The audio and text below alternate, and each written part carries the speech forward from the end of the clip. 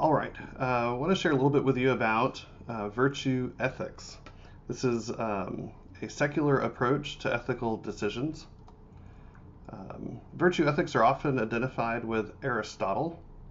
There are three schools of Western ethical theory that we've been covering in this class: deontological, consequentialist, and then today's will be virtue. So hopefully you've already watched the videos and kind of gathered that deontology works with this idea of actions are what matter. And so the actions that you do, like telling the truth or lying or caring for others, you decide whether they're ethical based upon whether you would make them universal, or as Immanuel Kant describes them, being a categorical imperative. And so therefore, if you wouldn't want to be lied to, then you shouldn't lie to others.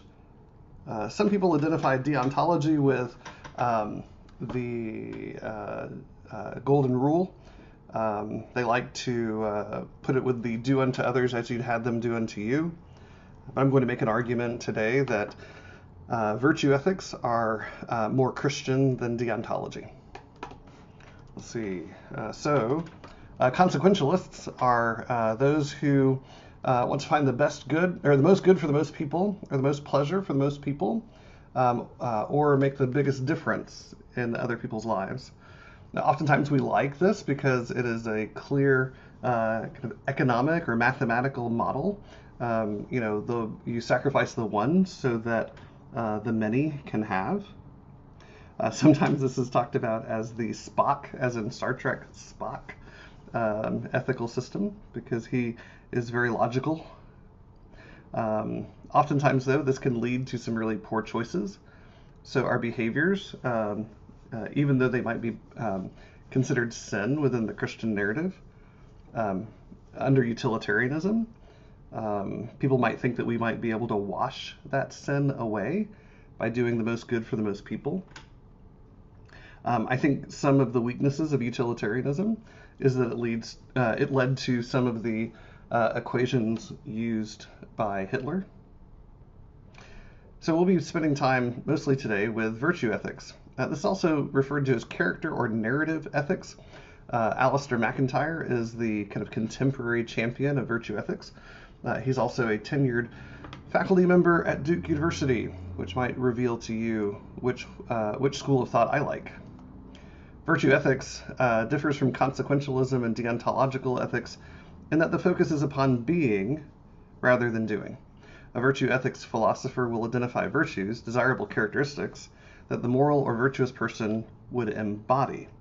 And possessing these virtues in virtue ethics is what makes one moral, and one's actions are a mere reflection of one's inner morality.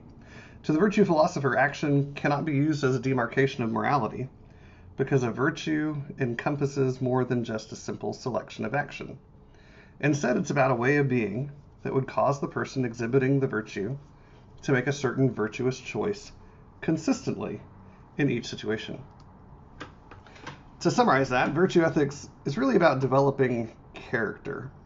Character is seen as something that's developed over time, almost like a muscle or a habit or the ability to play a sport. Every great golfer starts in putt-putt. Character is the capacity to keep our behavior within the golden mean. Aristotle prefers that we not be extreme or excessive or deficient. The golden mean is the idea that the desirable middle between two extremes is appropriate. So, for example, Aristotle, he believes that courage is a virtue, but if it taken to excess, it would manifest itself as recklessness or as deficient as cowardice. So, like we said, every virtue ethics person chooses a set of virtues. Aristotle's virtues were courage, temperance, liberality, magnificence, magnanimity, honor, friendliness, truth, and charm. It'd be helpful to say here that in the same way that you learn other things, Aristotle believes that you learn how to be virtuous. That it's a formation. If you think about becoming a Marine, you go to boot camp, and during boot camp, all of your thinking is thrown out the window, and you are taught to see the world as a Marine. In fact, those who retire out of Marines, they continue to retain the identity of being a Marine. Also, you can think about it as like learning to play a sport. If you've ever been to see a baseball game, it is all very confusing until someone tells you what's actually happening. And then if you get on the field and begin playing and participating, you begin to learning the behaviors that make for a good baseball player. So virtue is very much like participating in a worldview or in a set of behaviors that are coherent and that are required to be consistent so that you can build up the muscles of having good character or good virtues. Well, let's look really close at the different virtues that Aristotle talks about. Aristotle values courage. Every virtue is in response to something. So courage is in response to the tension of fear and confidence. And so courage, which is the golden mean behavior, if you don't have any fear, then your courage is really foolhardiness or fearlessness, which is not really helpful. And if it's deficient, your courage is deficient, then it does not have a adequate amount of confidence, which then leads to cowardliness. The virtue is not running into battle. What's the World of Warcraft? It's not a Leroy Jenkins, but instead, it's a courageous person has an appropriate amount of fear and confidence. When we look at Aristotle's virtue of temperance, it's concerned with pleasure and pain. Temperance is that ability to shoot the middle path. In church history, when the evangelicals lobbied and got the amendment to the Constitution that prohibited alcohol, it was an attempt at temperance. It was an attempt at not, seeking pleasure so much so that you drink so much alcohol that you become drunk. And it wasn't necessarily this idea of an insensibility that one should cut out all alcohol from their lives. So temperance is the idea of moderating between pleasure and pain. We look at liberality or generosity. It's concerned with the giving and getting of money. So the mean is this idea of knowing what it is to be generous with what you have. The excess is this kind of wastefulness. You see the word there, prodigality. That comes from the term prodigal son. The prodigal son is not a name for the son. The prodigal son is actually an adjective that says the prodigal son wasted his father's inheritance.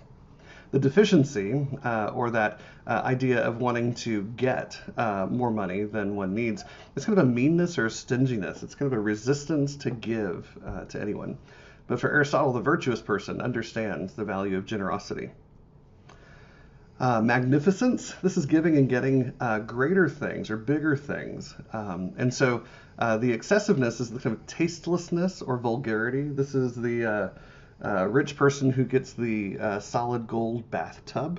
It's an excessive amount of greater things that is tasteless. The deficient side of it is kind of the chintziness or paltriness. I don't know if you've got family members who won't turn the heat on in the wintertime. Seems kind of chintzy. Magnanimity. This is honor and dishonor. It's the idea of being able to claim that which you have done, but not claim so much that you become vain, right? So Kim Kardashian, does she have a marketable talent? No, I think what she has is an excess of magnanimity, which comes off as vanity. But then the deficiency is that person who is a virtuoso piano player but will never play in public. They're exhibiting a smallness of soul. Aristotle's virtue that has to do with the balancing of small honors or ambition. The over-ambitiousness is the person who pursues gain for self's sake. The deficient person is the person who has so much talent but no drive to do anything with it. And so there's not really a special term in Greek for this. It's just the right amount of ambition, which I imagine in America we're not really sure what to do with either. And then we come to an idea of friendship. It's concerned with being pleasant in life. The excessive side is kind of obsequious. That's the person who just talks and talks and talks for no reason in the middle of the line at the grocery store to people who they don't know. There's a second type that's called the flatterer, this idea of the person where truth does not matter. They just continue to heap niceness on top of others, regardless of whether it's accurate or inaccurate. The deficiency in friendliness is this kind of quarrelsomeness or surliness.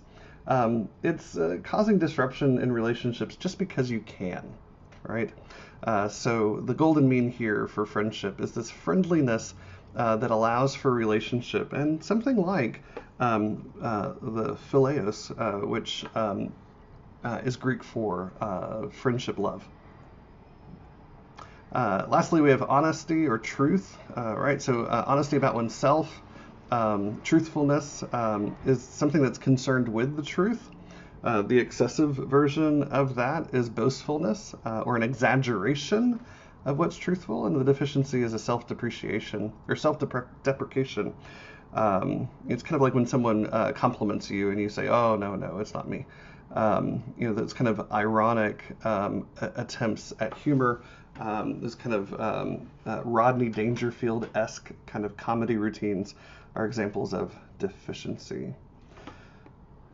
We have one last one here, and it's the idea of wit or charm. It's concerned with pleasantness and social amusement, but in the right way. If there's a deficiency in this wit, then it's kind of a boorishness, right? This is the person who you say, God is love. The person gets very negative, sarcastic, and biting, and is unable to appreciate the statement. Excess is kind of buffoonery, this idea that we'll make something silly or stupid or strange out of everything that's said. I would never want to say that my class at Biblical Worldview engages in buffoonery, but sometimes your wit and charm can come excessively. All right, Aristotle's virtues, narrative ethics, it's not about what you do, it's about who you are. And so as you look at the moral dilemmas that Ms. Cameron's going to talk about, I hope that you will engage the issues around not just the deontological categorical imperative, right? Can you do this with everyone? But also the utilitarian, what is the greatest good for the greatest people? And then to be able to switch a third time and to talk about the idea of character or virtue ethics. What does it mean to be someone who can maintain the golden mean? I think when we begin looking at the gifts of the Spirit, fruits of the Spirit, we see a narrative ethics. When we read from the Sermon on the Mount, I believe it is a virtue ethics. At the end of the day, what Jesus wants us to do is to not be boorish or without charm or somebody who is situational in their ethics, but rather someone who builds the capacity of the Holy Spirit within them so that they can act in a holy way. And a holy way, when I watch Jesus in the Gospels, is very much an aspect of character and virtue. Thanks so much for listening. Talk to you later.